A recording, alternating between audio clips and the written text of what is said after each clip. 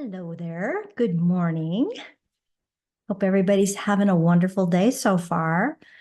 Today, I wanted to talk about people who don't make time for each other. I've been reading a lot about this subject lately and hearing about it from others, and it seems like a common issue. Sunshine City Counseling says that a one-sided friendship is a relationship where one person puts in all the effort while the other person contributes very little. In this type of friendship, one person is always there for the other, but the same level of support and effort is not reciprocated. One-sided friendships can be emotionally draining and can take a toll on one's mental health. Of course, this also applies to family members, neighbors, or even romantic relationships. So, do you ever feel like you create time for people, but they don't make time for you? Maybe someone you really want to connect with frequently cancels or reschedules plans at the last minute.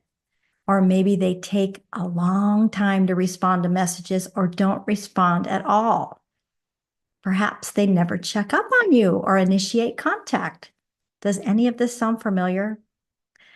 It can feel one-sided, especially if you're the one who's always creating time or reaching out. I actually wrote a blog post about this, which you can find at focusyourtime.com/one-sided.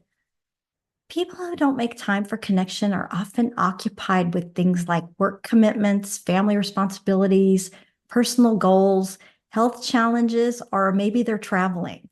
Perhaps they're introverted and want to be alone, or just maybe they don't feel connected with you because you have little in common. People have their own journeys and are navigating their own challenges. They're probably not purposely trying to be difficult. They're just focused on other things. They're choosing how they want to spend their time. And even though they aren't communicating or checking up on you, it doesn't mean they don't care about you or they aren't thinking about you, or maybe not. Everyone has their own priorities. When people are constantly busy with activities that don't include you and they're not reaching out or creating time for you, it's probably unlikely to change. If they commonly tell you how busy they are, believe them. No matter how much you wish their situation was different, trust the reality right in front of you. They're not available, period. Instead of vilifying them or thinking something is wrong with you, take their busyness as data to help you place your energy elsewhere. This doesn't mean you have to remove people from your life. It just means that instead of being frustrated trying to connect with someone who's rarely available, you can drop expectations and move on. Appreciate the good times, be grateful for happy memories, and love them from a distance.